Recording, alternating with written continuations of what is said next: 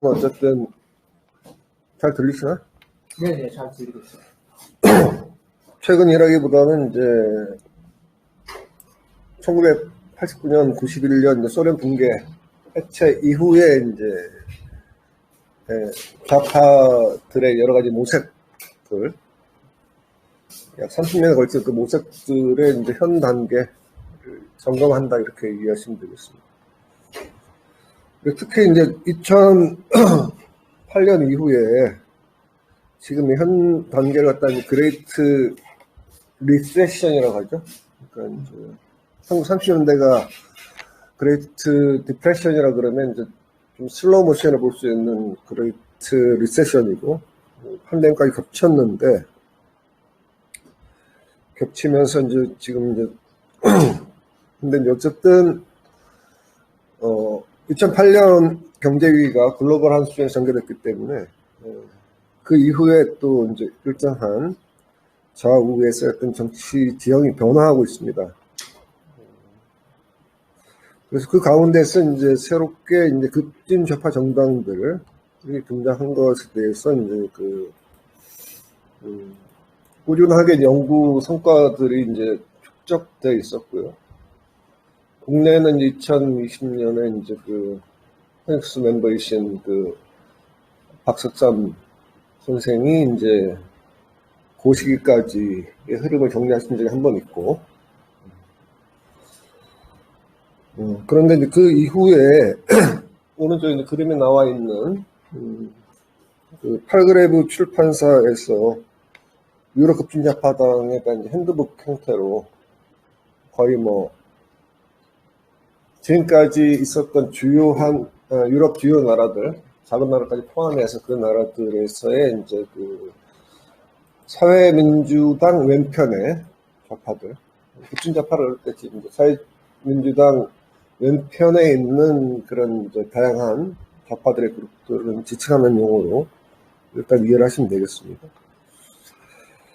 그래서 이제 냉전 시대와는 다르게 70년대 이래 이제 사회주의를 향한 의회주의의 길이 지금보다 더 유의한 적은 없었다. 그러니까 이런 급진 좌파들이 지향으로서 사회주의 지향 합된 공간의 틀에서 지향하는 것에 대해서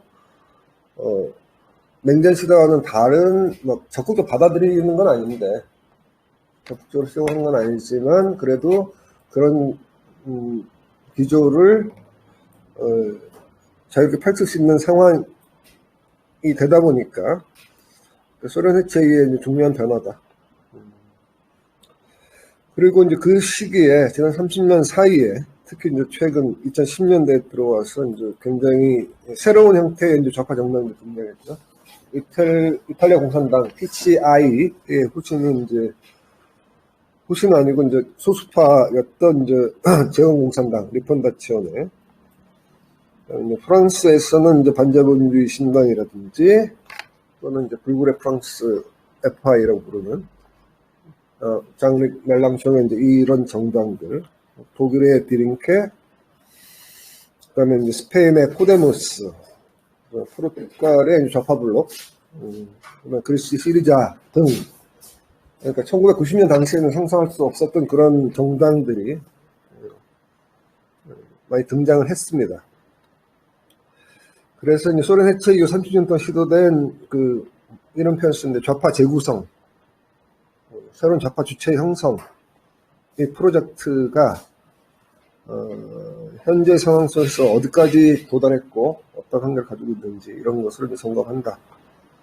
보시면 되겠습니다.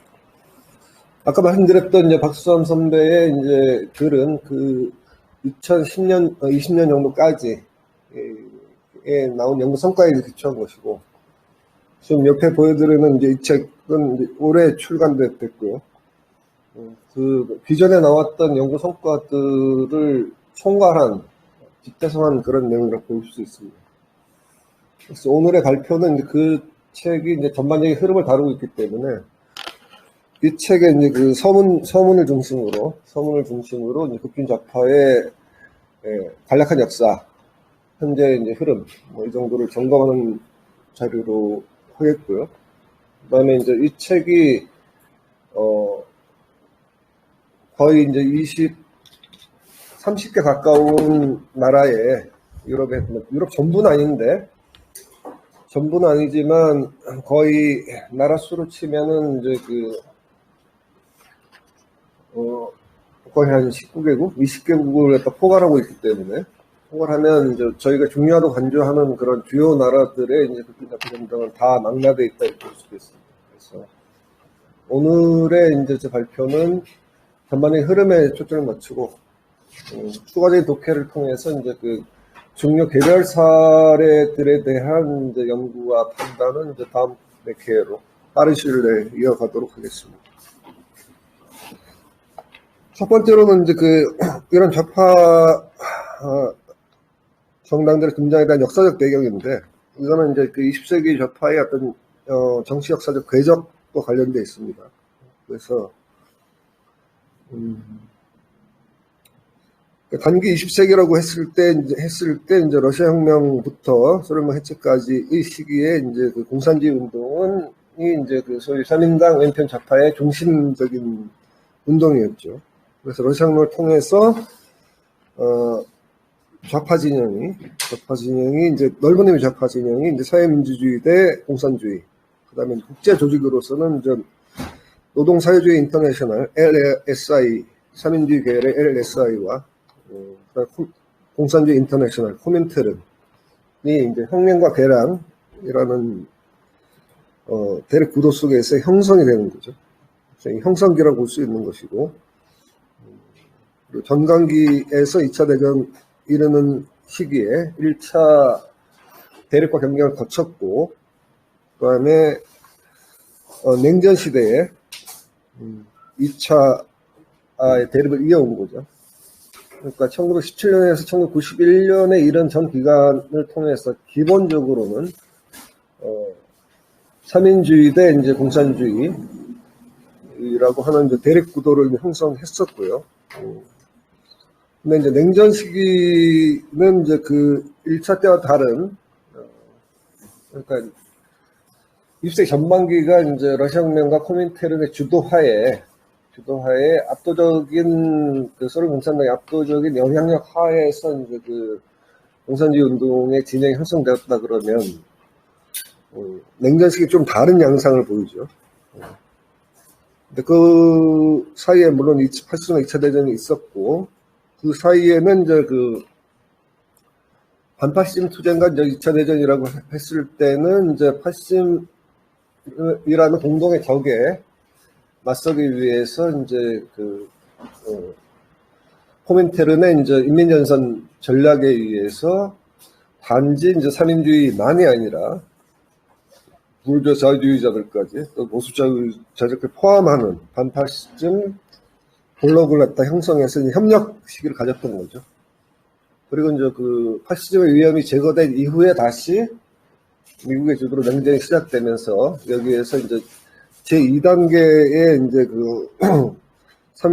자본주의 대 공산주의 또는 이제 삼인주의 대 공산주의의 대결이 펼쳐졌는데, 크게 봐서는 이제 1차 냉전과 그 다음에 이제 그에 대한 문제 제기했었던 이제 대탕끝 시기, 다시 2차 냉전 뭐 이렇게 시기를 거쳤습니다. 이 시기에 크게 봐서는 국제 공산주의 운동 내에서 내부적 균열이 있었고요. 처음에는 이제 유고슬라비아의 티토와 이제 문제가 있었고, 그 다음에 중소 논쟁들이 있었고, 나중에는 이제 유럽 코뮤니즘 해서 내부의 의견들이 펼쳐지면서 이제 단일한 공산주의 운동의 내부적 균열과 내부적 경쟁, 대립, 이것들이 전개됐었다. 이런 과정들은 거꾸로 이제 뒤집으면 소련의 붕괴가 연동돼서 움직이는 거죠. 왜냐면 이 시기에 이제 2차 대전 전과 같은 소련 공산당의 이제 지배력은 약화되고 내부 관계가 훨씬 복잡한 양상을 띠게 됐지만, 그럼에도 불구하고 거기에 이제 새로운 요소들이 생기는 거죠. 그 가운데 이제 특히 주목해야 될 것이 현재 상황에 직접적으로 영향을 주는 것은 이제 6.8 혁명이라고 볼 수 있습니다. 그래서 이제 공산당을 중심으로 한 구좌파를 비판하고, 대항하고 저항하는 이제 신좌파들이 형성되고, 물론 이들이 이제 공산당의 이제 대안이 될 수 있는 새로운 좌파 정당의 결성을 이어지지는 않고, 오히려 이제 그 새로운 사회운동이라는 이름하에서 사회운동과 그다음에 새로운 신좌파 소수 정당들 이런 세력들을 형성하죠. 그래서 이 책에서는 이제 그런 것들을 이제 갤럭시라는 표현을 쓰더라고요. 아마 이제 우리가 80년대 썼던 운동권이라고 하는 그 개념이 맞지 않냐. 뭐 은한데 공산당과 그에 이제 대립하는 세력들이 단순하기보다 굉장히 복잡한 형태를 취하는 거죠. 그러다 보니까 좌파가 이제 상황이 어떠하냐, 공산당을 포함해서 이질적이다. 내부적으로 이질적이고, 그 다음에 관계가 이제 파편화되어 있고, 그 다음에 이제 그 정치 사회, 그 사회의 어떤 정치에서 이제 주변화되어 있는 상태가 이제 모르고, 이런 그 다중적인 이런 그 위기 상황 속에서 적지 않은 세력들이 이탈하는 정체성의 위기. 그러니까 안에 그 갤럭시 속에 남아있는 사람들은 자기 정체성을 20세기 전망이 간단하죠. 러시아 혁명에 대한 승인 문제가 있는 거고, 그에 따라서 조직 내부적으로 민주주의 존재, 그 다음에 이제 그 사회주의 변혁과 이제 프로의 독재 문제 등에 대해서 아주 간결한 몇 가지 태도를 정리할 수 있다 그러면 20세기 후반의 상황은 훨씬 더 복잡한 상황이 전개되고, 그 20세기 전반기를 규정했던 그런 그 이론, 사상, 전략, 이런 것들이 과연 그 공산주의의 정체성인가에 대한 의문이 제기되는 상황들이 발생했었다라고 볼 수 있겠습니다. 이런 배경 속에서 새로운 정당들이, 소련 붕괴의 새로운 정당들의 모색들이 이제 이루어졌다. 근데 이제, 그 다음으로 이제 좀 더 나아가서 이제 그 아까 크게 말씀드렸지만 소련 붕괴 이전에 이제 이런 위기적 국면 속에서 좀 유심히 봐야 될 부분들이 이제 그 유로 커뮤니즘인데, 오늘 뭐 유로 커뮤니즘 자체를 이제 평가하지는 않겠지만, 어쨌든 이제 유로 커뮤니즘을 통해서 내부에 이제 그 전략상의 이견들이 이제 드러나고, 그 다음에 공산당이 이제 선거 정당화 됐는데, 그 속에서 이제 득표를 하락하고, 그래서 이런 위기에 대한 대응들을 안에서 여러 가지 논의가 있었다는 것이고요. 80년대가 되면 그 주요 공산당, 서유럽에서 주요 공산당 볼 수 있는 당이 크게 대중정당 선거가 두 당이니까 하나가 이제 이탈리아 공산당이고 또 하나가 이제 프랑스 공산당이죠. 이쪽에서도 내부의 이제 논쟁과 논란 속에서 상당한 이제 위기 국면이 이제 들어가죠. 그 다음에 이제 이 시기가 되면, 아까 이제 냉전 시기에 크게 보면 50년 헝가리 봉기, 68년 체코 침공, 그 다음에 이제 80년에 폴란드 연대 노조 등 사회주의 내부에서의 이제 그 갈등, 저항으로 인해서 이제 소련 모델, 소련 사회주의를 내세우는 이제 소련 모델이 이제 전방위적인 위기를 맞게 되는 것이고, 그런 것은 사회주의 국가에서는 사실 뭐 통제 시스템이 아직 붕괴한 건 아니기 때문에 큰 바로 직접적으로 어떤 변화를 이어지지는 않았지만, 서유럽에서는 이런 것들이 이제 공산당에 대한, 공산당의 이제 정체성에 대한 의문과 의심, 뭐 이런 걸로 인해서 이제 당원도 감소하고, 득표率하락하고, 그다음 전체적으로, 당에 대한 불신, 따라서 이제 이데올로기적 전략적 방향감 상실하게 되는 거죠. 지도가 주장하더라도 그것에 대한 조직 내 신뢰가 없는 이런 혼란 상황들이 있었다라고 하는 것입니다. 그래서 이제 소련 붕괴 이후에 사실 이제 이런 잘 나가고 있다가 갑자기 소련이 무너지는 바람에 어떻게 된 게 아니라 그 이전부터도 상당한 어려움과 곤란을 겪고 있었다라고 하는 것이고요. 그래서 이제 소련 해체 이후에 이제 소위 서유럽 공산당들이 여러 경로를, 상이한 경로를, 아까 60년, 70년대, 80년대 경과하면서 겪었던 그런 역적 문제 때문에 이제 다른 대응을 보이게 되는데, 크게 이제 네 가지, 두 번째 페이지입니다. 네 가지 경로를 거치게 되는데, 첫 번째는 정통 막스레닌저를 또 고수하는 이런 정당들입니다. 소련이 무너졌다고 해서 소련 사회주의가 끝난 건 아니다라는 주장을 하는 건데, 대표적으로 포르투갈 공산당과 그리스 공산당이 있겠고요. 그 다음에 이제 두 번째로는 이런 상황에 대해서 이제 내부에서 개혁을 해야 된다. 70년대, 80년대 계속 문제적이 있었기 때문에 그런 것들을 이번 기회에 짚고서 공산주의를 재건해야 된다는 입장. 이제 재건 공산당이죠. 이탈리아에서 있고요. 근데 이제 소련 이후에 그 다음에 세 번째로는 공산당의 이제 그 정체성을 포기하고 공산당이라는 이제 라벨을 버리고 그냥 좌파 일반 당으로 변신한 경우죠. 스웨덴의 좌파당이라든지 독일의 이제 민주사회당, 이건 나중에 이제 디링케 좌파당으로 변신하게 되죠. 약간 다른 과정을 거쳐서 동독의 당이었는데 이제 서독의 사회운동 세력 좌파와 결합하면서 이제 그 좌파 당이 된 과정은 좀 뒤고요. 그다음에 네 번째는 이제 일종 청산주의인데 아예 그 당을 해산하는 경우죠. 영국 공산당 같은 경우 네덜란드 공산당은 자체를 해산했고, 이탈리아 공산당은 약간 이제 경계 3번하고 겹치기도 하죠. 당을 해산하고 이제 처음에는 좌파 민주당, 그 다음엔 다시 민주당 해서 이제 좌파 또는 삼인주의 전환해서 더 오른쪽으로 갔던 그런 경향이라고 볼 수 있는 거죠. 그래서 이제 이 90년대 초반은 대단히 위기 국면이었는데, 그때 이제 오히려 그 시점부터 이제 소련 붕괴 이후에 이제 자본주의의 승리주의에 입각한 이제 신자유주의 공세에 대한 저항들이 이제 시작되죠. 그래서 94년에 이제 맥스 사파티스타 봉기가 있고, 그다음에 99년 시애틀부터 시작해서 이제 반세계 운동이 이제 2000년대 초반 급격하게 이제 이렇게 확산이 되죠.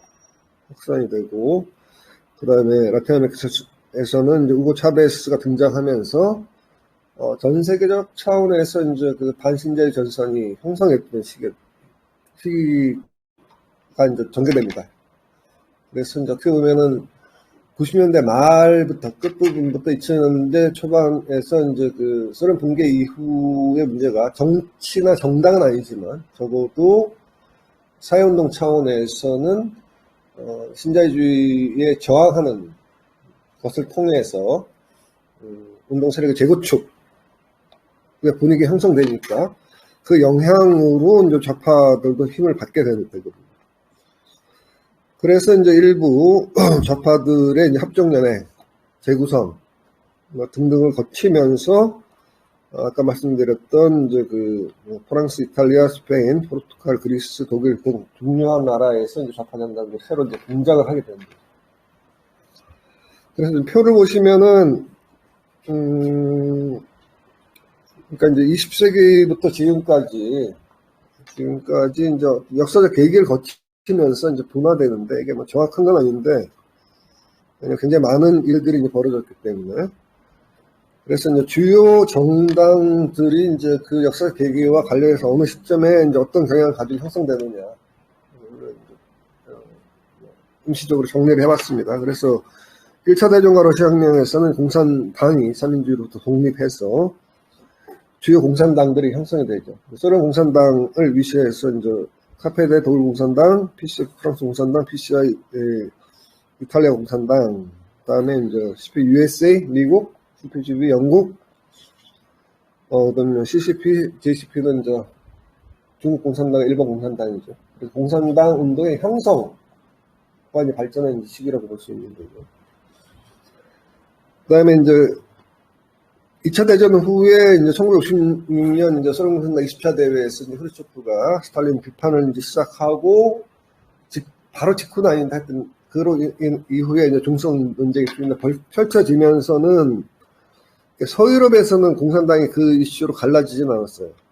반면에 이제 거기 보시면 PCB, PC 도비에 둘로 갈라져 있는 이제 브라질 공산당이죠. 브라질 공산당이 친소파와 친중파로 갈라지는 거고, 그 다음에 인도에서도 마찬가지로 인도 공산당에서 친중파가 이제 CPIM, 인도 공산당 막스주의파로 갈라지게 됩니다. 그래서 이제 요거는 좀 그러니까 중소 논쟁의 파장이 직접적으로 형성된 당을 얘기하는 거죠. 그 다음에 실제로 소위 이제 마오주의라든지 트로츠키주의 조직들은 6.8 관계.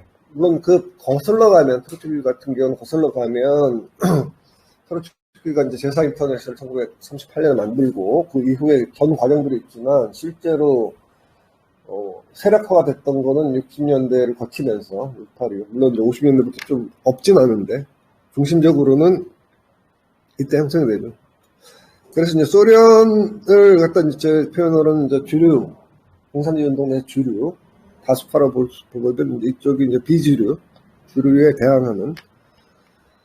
그래서 PF는 뭐 미국에서의 이제 진보 노동당, 미국 학생운동 출신 당이고요. 그 다음에 CPI-ML 하면은 다시 아까 CPI-M에서, 인도에서 마오주의 계열이 68년 낙살 봉기 이후에 마오주의 정당들이 우후죽 성격으로 생겨납니다. 저건 하나의 단일 정당이 아니라 수십 개의 소정파들을 이제 CPI-ML로 부르고, 그들은 각각의 기관지 이름에 따라서 다시 소정파 부릅니다. 그 다음에 이제 LCR은 프랑스의 혁명적 공산주의 당명, 트로츠키주의자 조직이고, 그 다음에 이제 ISSWP는 영국의 트로츠키주의, 국제사회주의 경향이라고 부르죠. 그 다음에 이제 유럽 커뮤니즘은 사실은 이제 요거보다는 조금 더 뒤에 한 템포 쉬고 68의 파장 속에서 이제 70년대 새로운 당이라기보다는 유럽의 주요 공산당, 3이라고 볼 수 있는 프랑스 공산당, 이탈리아 공산당, 스페인 공산당, 그 다음에 그리스 공산당이 이제 그 방향을 추진한 거죠. 추진해서 했는데, 이제 이게 이제 그 이후에 이제 자체로 이제 사실 유럽 커뮤니즘 전략은 이제 스톱이 된 거지만 그 이후에 다른 형태로. 그래서 그 이후에는 이제 사실은 이제 80년대 같은 경우는 우리가 녹색당을 예를 들 수 있는데, 녹색당이 이제 등장하면서 이제 환경 또는 환경좌파, 대한좌파들이 이제 등장하고, 그러면 이제 공산주의, 비주류 공산주의 내에서 의제를 수용하는 변화들이 일어나죠. 그래서 이제 IU는 이제 통합좌파인데, 스페인 공산당이 이제 다른 좌파 세력들과 이제 했던 선거연합이고, 시나스피보스는 그리스에 이제 아까 위에 나왔던 그리스 공산당이 이제 그게 인테리어 되는데 국내파라는 뜻입니다. 왜냐하면 이제 그리스 내전을 뒤에 설명했죠. 내전을 겪으면서, 지도부가 국외에 있었기 때문에, 그 다음에 국내 불포화가 돼 있으니까 언더그라운드. 그래서 이제 그 내부 논쟁을 거치다가, 유럽 커뮤니즘 경향을 가진 세력들, 반개혁파죠. 개혁파가 생겨났고, 그들이 이제 약간 과정을 거쳐서 이제 시나스피노스라고 하는 좌파 연합을 결성했고요. 스웨덴 좌파당이 있고, 그다음 네덜란드 사회당 등이 이제 80년대, 90년대 초반에 형성이 됐고, 그다음에 이제 그러니까 소련 붕괴 효과 이전에 이제 공산주의 운동 내에서 개혁의 움직임이라고 이해하시면 되고요. 그다음에 이제 소련 붕괴로 인해 가지고 다시 또 한번 이제 흔들면서 이제 이탈리아 같은 아까 말씀드렸던 이제 PDS는 좌파민주당, 제공공산당, 핀란드의 좌파동맹, 덴마크의 정록동맹 등 이렇게 이제 재편의 이제 시도들이 이루어졌었고요. 그다음에 이제 유럽 통합 문제와 이제 반세계가 이슈가 되는 그 시점에도 이제 그 연장선에서 포르투갈의 좌파 블로코 대 에스케르다 좌파 블록, 그다음에 룩셈부르크의 좌파 등이 이제 형성이 되죠. 그래서 이제 뭐 압축하고 또 연속성은 있습니다.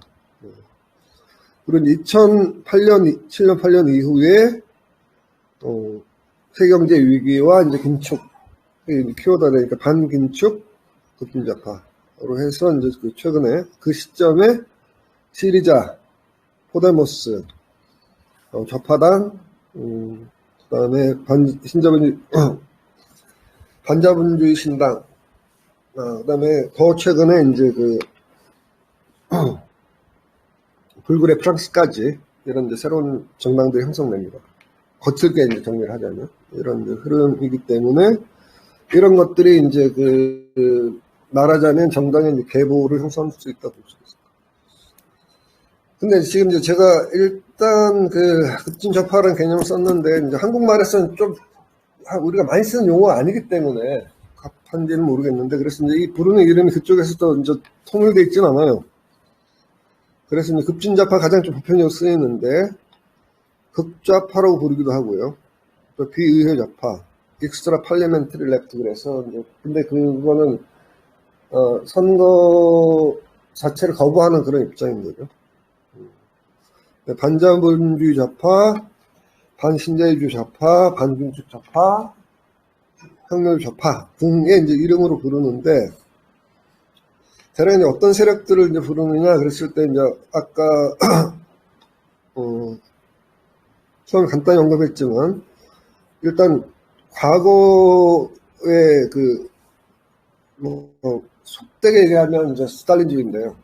정통 공산주의 계열이 있는 거고, 그다음에 공산주의 계에서 이제 그들을 비판해서 형성된 이제 비주류 공산주의, 트로츠키나 마오주의, 그 다음에 이제 개혁 공산주의 흐름과, 그 다음에 이제 아까 이 책에서 지금 부르는 용어는 좀 밑으로 내려가 주는데 여기 민주사회주의라는 표현을 쓰는데 저는 개인적으로 동의하기 힘든, 그러니까 소개를 위해서 표현은 했는데 민주사회, 데모크라틱 소셜리즘이라고 부르는데, 이거는 이제 사실은 이제 2차 대전 후에 독일 3인당이 이제 59년 고데스부르크 강령을 통해서 3인주의는, 그러니까 소련 공산주의와 구별되는 민주적 사회주의를 지향한다라고 표현을 썼기 때문에 이게 이제 3인주의와 혼동될 수 있는, 아주 일반적으로 얘기했을 때는 이제 사회주의인데 독재가 아니라 민주주의를 지향한다 그런 의미에서 쓸 수도 있는데, 여기에서 이제는 그 용어를 쓰는데 좀 제가 봤을 때는 좀 적합하지 않아요. 그러니까 어떤 부류냐면 이제 소위 포스트 공산주의, 소련 이후에 기본적으로 이제 공산주의 모델과는 다른 다원주의적 급진좌파를 이제 부르는 거죠. 그래서 그런 의미에서 저는 이제 급진좌파의 개념을 좀 포괄적 의미, 그러니까 이제 이 네 가지 경향들을 전체를 급진좌파로 이제 이 책에서는 보고 있습니다. 그렇게 넓은 의미로 쓰는데 저는 크게 문제는 없다고 봐요. 근데 이제 그 중에 네 번째 경향을 민주사회주의 부르는 것은 좀 적합하지 않다. 그 표현에 실제 주체들도 그 수용을 좀 받아들이지, 그러니까 무슨 말인지는 알긴 하지만은 적합하지 않은 표현이었는데 좁은 의미로 쓸 때는 이런 네 번째 경향을 가르칠 수 있겠다. 이렇게 보시면 됩니다. 그래서 이제 사실 이런 분류법은 굉장히 이제 좀 복잡하기 때문에 이거 가지고도 엄청난 토론이 가능한데, 루크 마치라는 양반이 이제 사실은 이 급진좌파 연구를 갖다 거의 20년 동안 주도한 창시자라는 표현 그렇게 한데, 이제 그 초기부터 추적하면서 연구한 대표적인 연구자입니다. 여러 권의 책을 썼는데 2005년에서 이제 이 네 가지 분류법을 제시를 했어요.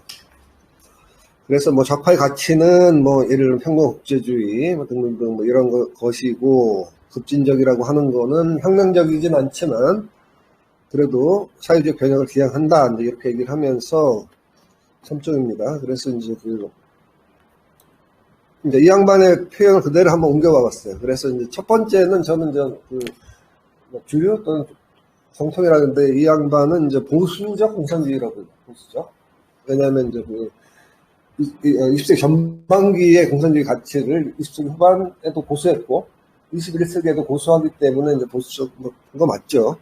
표현이 근데 적합하냐 이제 이건 아닌데 소비의 전통 유지하고 막스레닌주의 정체성을 갖다가 지속하는 거죠. 그다음에 소련에 대해서는 무비판적이고 내부적으로는 민주 집중제를 이제 하는 것이고 반제 투쟁 중시하는 거죠. 근데 유럽 급지천파에서는 이제 소수고 그나마 선거에서라도 어느 정도 유명한 세력은 이제 그리스와 포르투갈 공산당 정도다 이렇게 보시면 되고 개혁 공산주의는 이제 소련 모델에 대한 비판이 필요하다 이런 접근을 하는 거죠. 삼쪽이에요. 그래서 이제 공산주의 모델을 일정 유지하면서도 이데올로기 전략적 입장에서 이제 민주사회주의 접근하고 있다.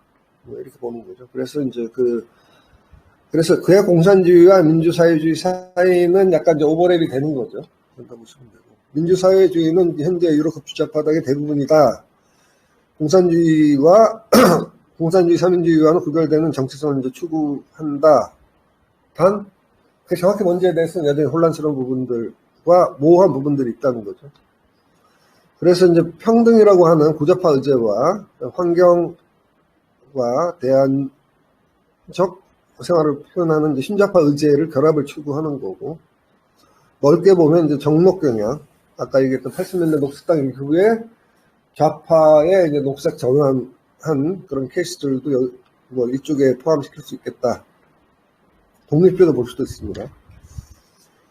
그 다음에 이제 혁명적 극적파는 이론적으로는 뭐 세력은 별로 없는데 주변화되어 있는데 뭐 레닌주의 트로츠키 또는 이제 마오주의 경향인데 그래서 내용적으로는 소비에트 모델을 추구하기 때문에 이데올로기적으로는 이제 보수적 공산주의와 비슷하지만 그 공산주의를 이제 관료주의와 교조주의 때문에 스탈린주의를 비판하는 거죠.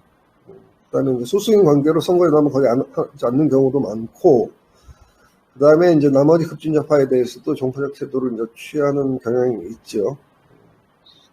그렇죠. 이 내에서도 굉장히 넓은 스펙트럼을 보이고 있다.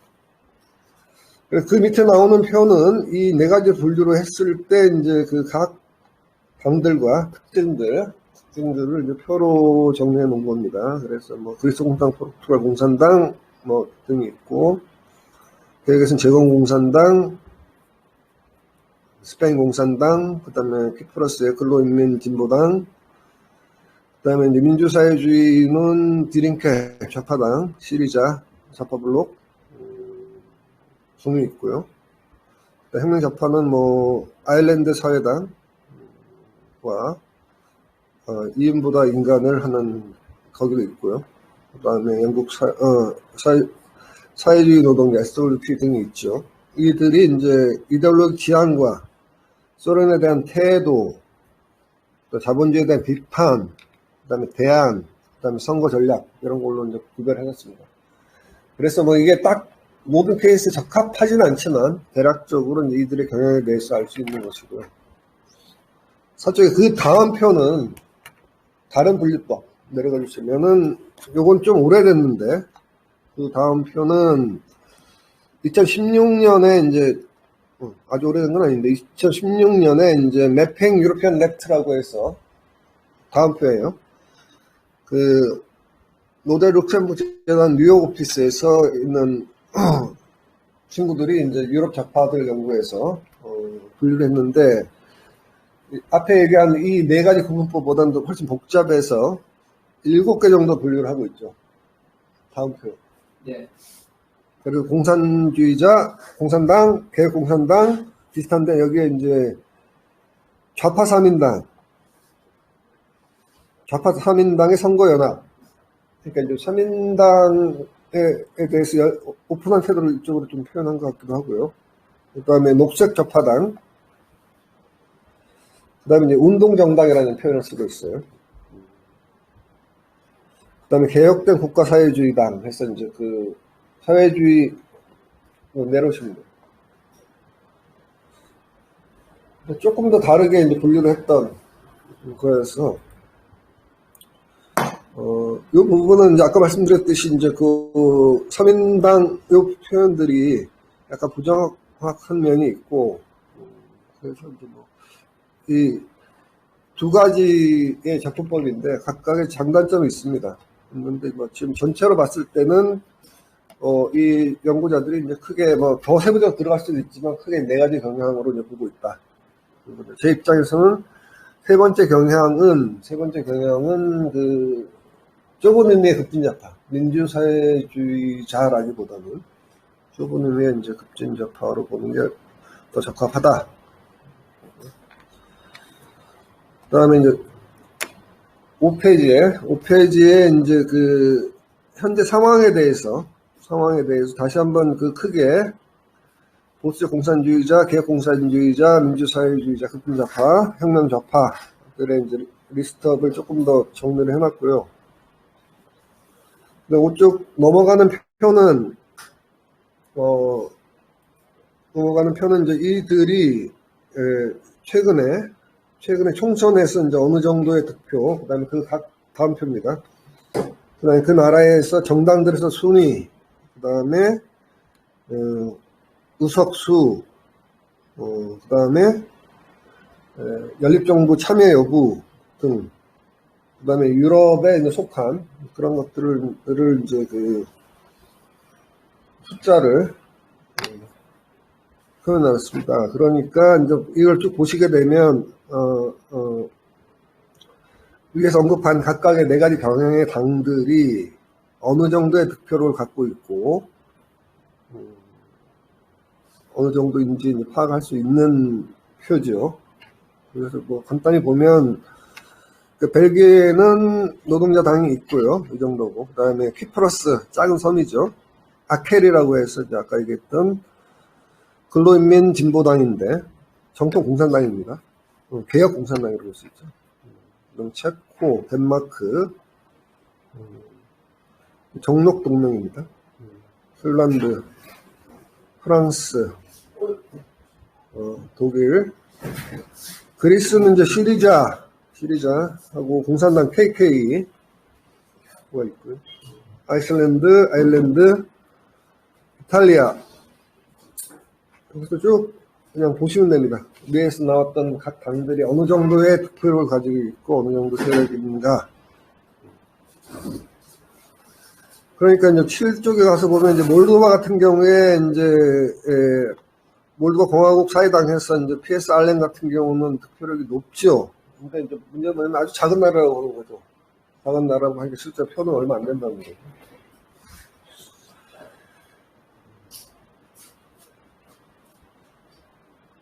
그래서 지금 뭐 그 각각에 대해서는 이제 다루지 않겠고요. 시간 좀 제약이 되어 있으니까. 8쪽에 가시면은 이제 근데 지금 19개국을 갖다가 했을 때 2020년에서 2019년에 평균가 한 8.7%. 그러니까 이제 소수파 정당인데 어느 정도는 유지하고 있는 거죠. 하고 있다는 거 보실 수 있고.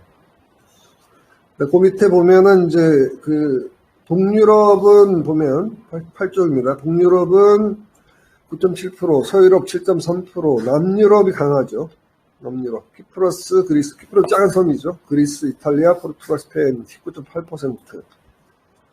동유럽은 이제 나라가 3개여서 너무 사례가 적어서 좀 뭐라고 말하기 좀 힘든데, 작은 나라에서 이제 득표율이 좀 있었고, 실제는 더 낮은데, 이제 예를 들자면, 포데모스라든지, 시리자는 1당 또는 뭐 제2당, 3당까지 가기 때문에 그쪽에 득표율이 높아서 그냥 좀 높지, 그냥 평균으로 봤을 때는 한 5% 보는 게 맞지 않는가, 저는 그 정도 생각하고 있습니다. 득표력은 이 정도고요. 그래서, 8쪽에 나오는 표에 의하면 이제 이제 득표력의 흐름에 대해서 대략 좀 나와 있습니다.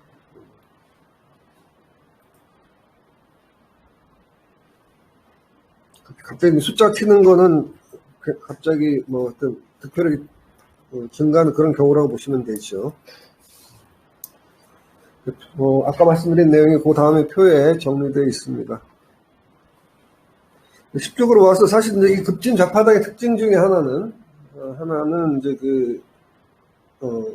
과거에 이제 공산당 10조입니다. 공산당은 전통적으로 공산당에 가입되어 있는 조직들이 있죠. 노동조합과 관계가 있고, 그다음 필요에 따라서 전산 조직을 만들고 부문 조직을 갖다 운영합니다. 그다음 이것이 공산당의 지도하에서 단일한 체계로 하기 때문에 위에서 이제 하향식 민주집중제 모델에 따른 거라 그러면 이 급진좌파들은 그러니까 사회운동과 전통에 의해서 이제 그 관계는 맺되 과거 공산당에 비해서는 대단히 비공식적 관계, 그 다음에 수직적이라기보다는 수평적 연대를 추진하고요. 그래서 이제 공산당은 이제 이 단일한 체계에서 그 수직적 질서라 그러면 표현했듯이 이제 급진좌파 갤럭시라고 표현했습니다. 뻔인데 느슨하게 연결되어 있는 당 위의 조직이라든지 운동, 출판물, 그 다음에 그들의 하위문화, 지식인 등물. 근데 이제 이 비공식적인 관계이다 보니까 이제 이들 사이의 관계가 이제 항상 그 유동적이라고 하는 점이 있습니다. 그러니까 그 다음으로는 이제 이 당들이 이제 그 유럽 내에서의 국제조직. 아시겠지만 이제 코민텔이 1943년 해산한 이후에 1947년에서 56년까지인가 이제 코민 포럼이 있었죠. 코민 포럼은 사회주의 국가의 공산당, 집권 공산당과 유럽에서는 두 나라, 프랑스 공산, 대중정당인 이제 프랑스 공산당, 이탈리아 공산당이 참여했던 거고, 이름 자체가 코민 포럼, 인포메이션, 정보국이죠. 그러다 보니까 이제 스탈린 4월 56년 해체를 했는데, 한 다음에는 이제 그 국제 노동자, 공산당 노동자당 대회라는 형태로 57년, 60년, 69년 세 번 하고 끝입니다. 근데 이제 유럽은 그 냉전 시기에 이제 유럽 경제 공동체 20부터 시작해서 유럽 연합까지 오는 과정이 있기 때문에 유럽 의회 70년대 의회가 만들어지면서 유럽에 선거를 하잖아요. 그러니까 의도와 관계없이 그 유럽 의회 내에서 공산당 의원단 원내단체를 만들었어요. 그 역사를 기록해서 오죠. 처음에는 공산당과 연합그룹이었고, 그다음에 89년에는 좌파 연대, 좌파 단결해서 이제 그 레프트 유니티를 유지해 왔었고요. 그다음에 이게 아까 얘기했던 그런 변화들과 맞물려 있는데, 근데 이제 93년 이후에 이제 그 유럽 통합 좌파와 그 통합 좌파를 형성하죠. 그래서 지금은 이제 그 두 가지 결인데, 하나는 이제 그 95년에 정리가 됩니다. 그래서 GUE NGL 해서 이제 그 유럽 통합 좌파, 노르딕 녹색 좌파 해서 이제 그 북쪽은 약간 정록이 있으니까 그 유럽 의회 내에 좌파 의원단, 그래서 이제 공산당은 찌그러져서 독자적인 의원단 구성하지 않고 이쪽에 일부러 속해 있는 거죠. 95년 이후에 그 각 유럽의 선거에서 이제 좌파, 급진좌파 원내단체에 소속된 이제 유럽의 의원 숫자를 표시하는 거고, 2004년 경에는 이제 이게 큰 의미는 없는데 그것과는 별개로 유럽 연합 차원의 당을 만들었어요. 뭐 이런 좌파만이 아니라 사회당 계열, 사민주의 계열도 만들었고 보수당 계열도 만들었는데, 어쨌든 그 시기에 페레라고 해서 파티 오브 유로피언 레프트에서 이제 그 2004년에 결성을 했습니다.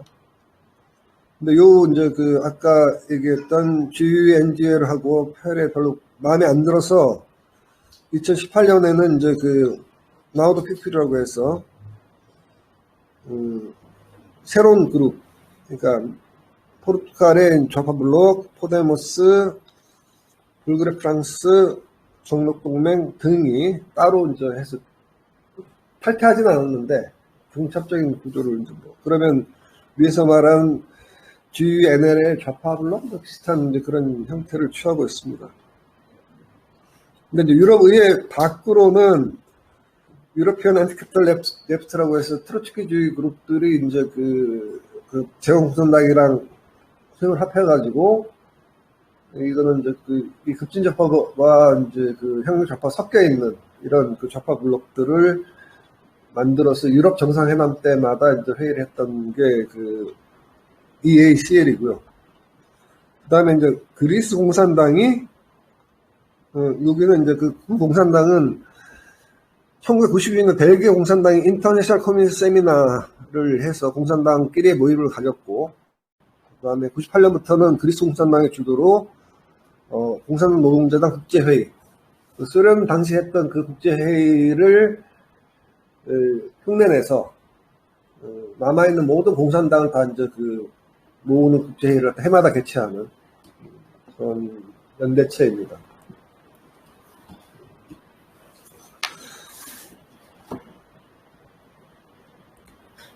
좀 건너가고 시간이 좀 많이 경과된 관계로 건너가서 이제 그 중에 이제 최근에 사람들이 관심 있는 그리스 공산당으로 간단히 넘어가겠습니다. 그리스 급진좌파. 그러니까 그리스는 크게 지금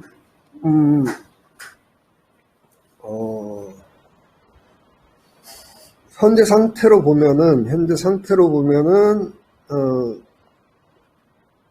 그러니까 이제 지금 2차 대전 후에 67년에서 74년까지 군부 독재가 있었고요. 대령들의 독재라는 거에서 그 전후에서 이제 공산당, 사회당 이런 관계들이 있습니다.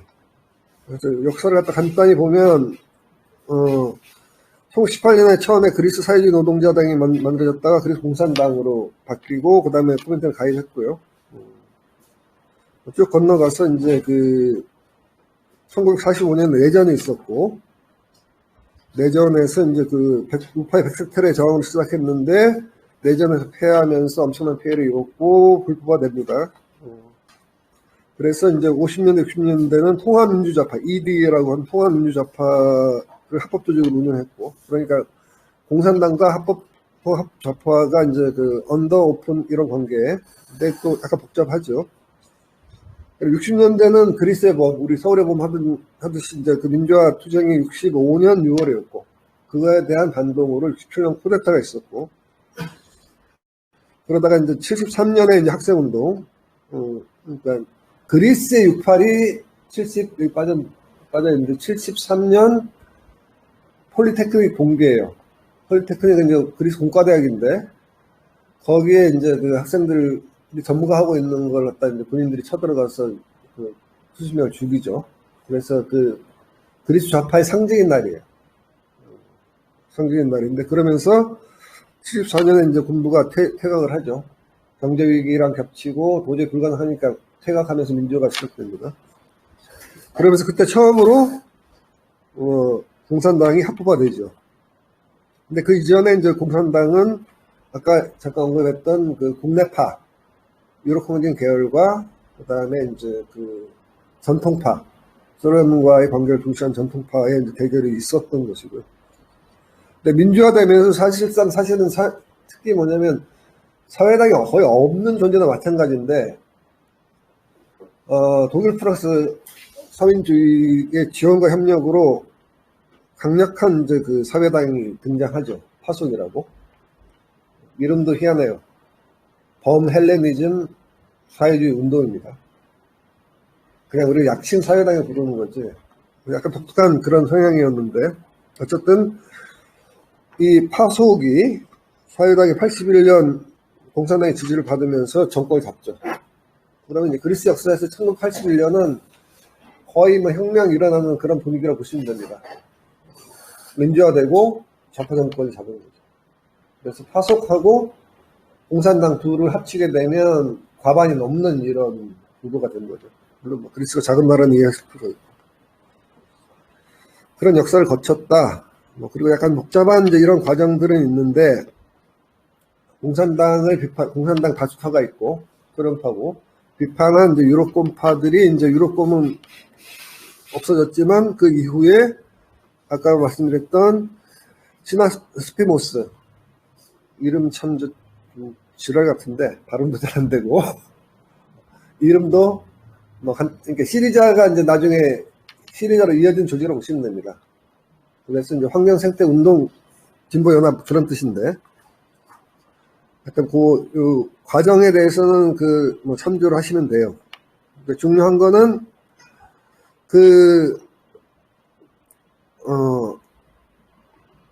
원래 이제 시나스피모스는 공산당과 공산당 국내파와 다른 소수 정당들의 선거 연합을 했다가 뭐 잘못된 이제 선택을 한번 하는 그 사건으로 된 이후에 공산당 탈퇴하고 이렇게 탈퇴하면서 독자적 길을 가기로 결정을 해요.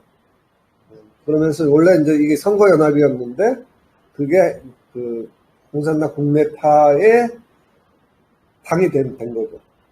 당이 됐고 다시 이제 그 당이 다른 좌파들을 모아서 만든 것이 현재의 시리자다 이렇게 이해하시면 됩니다.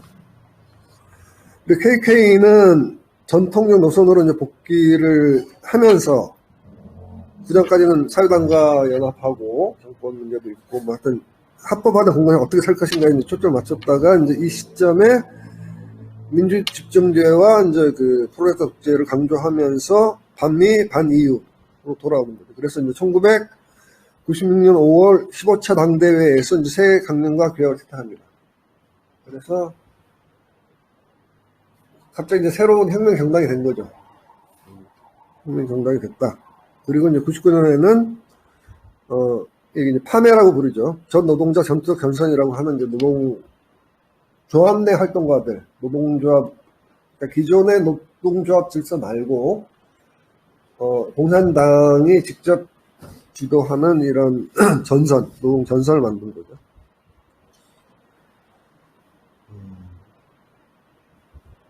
그 다음에 이제 하여튼 나라는 작지만 거의 백화점을 보시면 돼요. 그래서 14쪽 아래 표가 나와 있습니다. 표 보게 되면 현재 그리스에 존재하는 그러니까 공산당부터 아까 파속이라고 얘기한 사회당을 제외한 나머지 모든 정당, 자치정당, 군소그룹들의 리스트가 쭉 정리되어 있습니다. 그래서 이제 오른쪽에는 이제 득표율인데 사실은 이제 중심 세력은 시리자, 원래 이제 파속이 좌파의 중심 세력인데 파속을 이제 2008년 경제위기 이후에 2012년에 시리자가 대체를 하죠. 2012년부터 부상한 다음에 2015년에 그 부분은 대충 어느 정도 아실 거고요. 15년 집권까지 가는 거고 패배를 하게 되죠. 그래서 이제 리스트업이 돼 있고 그러니까 이제 그리스 표에는 밑에 보신 표에는 이 이제 공산당과 시리자 외의 극좌파들의 이제 리스트업이 쭉 돼 있습니다. 그 다음에 16쪽을 보시면, 이 표는 같은 명단인데 좀 다른 것은 이제 이 당들이 어떤 형태를 갖고 있냐 했을 때, 16쪽 표입니다. 일단 노동자 조직이 있고, 그 다음에 사회운동 조직이 있고, 그 다음에 재단이나 연구, 싱크탱크 같은 것도 가지고 있고요. 지식인, 그 다음에 신문들, 이런 걸 표로 정리해 놓은 겁니다. 그래서, 급진좌파의 갤럭시라고 그러죠. 은하죠, 은하. 운동 권인데, 권 좀 갇힌 느낌이고, 이건 좀 더 넓은 그런 느낌이죠. 그래서 이제 시리자가 이제 시리자가 원래 처음에 그러니까 선거연합회에서 2012년에 이제 반려 정당을 바꾸죠. 그래서 이제 그전에는 정파의 선거연합이면, 이제는 단일 정당에 과거의 조직들이 정파로 이제 들어와 있는 이런 구조로 이해하시면 되고.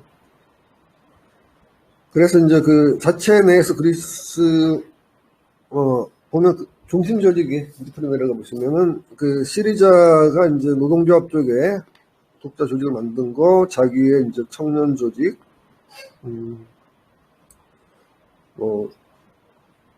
플랑자 연구소도 가지고 있죠. 그러면서 자기들이 내는 이제 그런 신문들 조금 내려가시면 됩니다. 그 다음에 공산당 같은 경우도 말씀드렸듯이 이제 부문 조직으로 아까 얘기했던 노동선 파매하고 농민조직 파시, 그 다음에 이제 중소 상공인 조직이라고 할 수 있는 파세웨를 가지고 있고, 자체 조직으로는 이제 평화운동인 에대라든지 그다음 여성동맹 청년 조직을 가지고 있죠. 그다음에 독자적으로는 막스주의 연구센터도 가지고 있고, 그다음에 각각들이 다양한 자기기관들을 갖추고 있다 이렇게 보십니다. 그 밑으로는 소정파들이기 때문에 큰 게 없고요. 그 표는 이렇게 보시면 이제 그 각 당들이 어떻게 이제 자기 구성하고 있는지 이해를 하실 수 있는 거고, 그 밑에 표는 이제 그 시리자가 이제 그 선거에서 표가 이제 쭉 나오죠. 그 선거에서도 별볼이 없다고 표에서 이제 1912년 5월 선거에서 갑자기 16.7%를 얻으면서 이제 그 파속 사회당을 제끼게 되는 거죠. 제끼게 되고 이제 2015년에 이제 집권 다수당이 되면서 36% 다수당이 되는 거예요. 그랬다고 보면 되고, 그래서 이제 그 시리자가 굉장히 유례없는 사례죠. 시리자가 이제 공산당의 소수파인데 사회당 제끼면서 다수파가 되고 정권을 잡고 그런 과정을 겪었다. 물론 뭐 그 결말은 아시겠지만, 그래서 19년 선거에서 이제 3차 레퍼런덤 받으면서 이제 또 다시 이제 어쨌든 됐지만, 그 다음에 선거에 지죠. 29년에 2당으로 밀려나는 거고요. 그래서 15년에서 29년까지 집권의 경험이 있다라고 보시면 되고, 그 다음에 보시면은 이제 그 2000년에서 2019년까지 그래서 공산당의 득표들이 보시죠. 보면 뭐 대략 5%에서 이제 10% 못 넘어가고, 총선에서는 5% 정도 수준, 그 다음에 유럽의 선거에서는 많을 때 9%까지 가는 이런 득표력을 보이고 있다. 보시면 되겠습니다.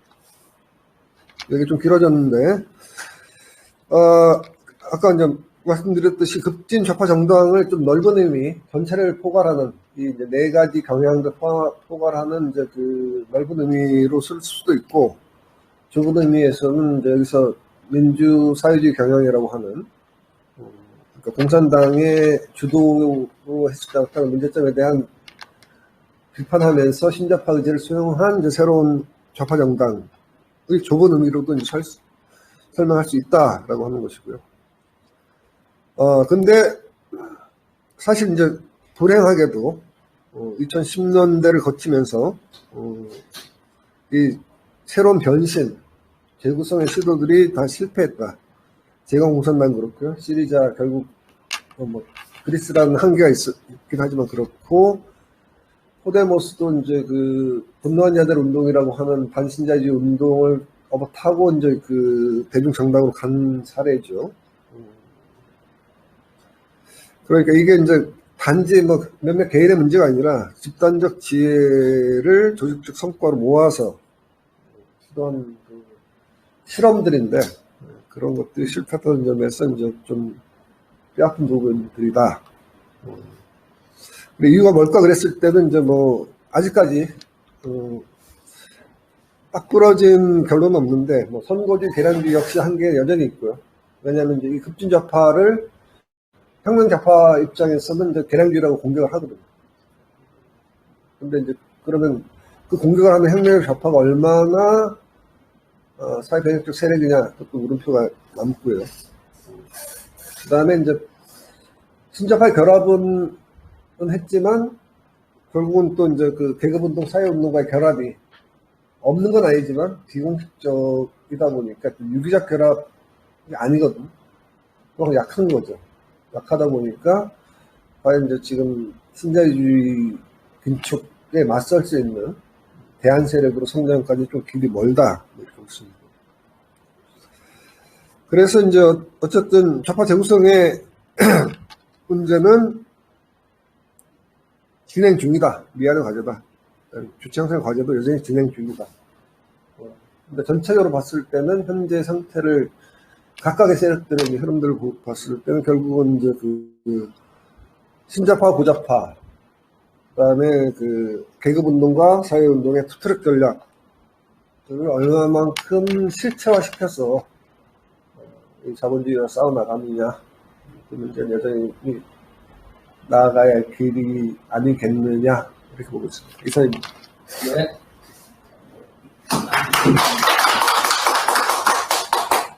네, 아주,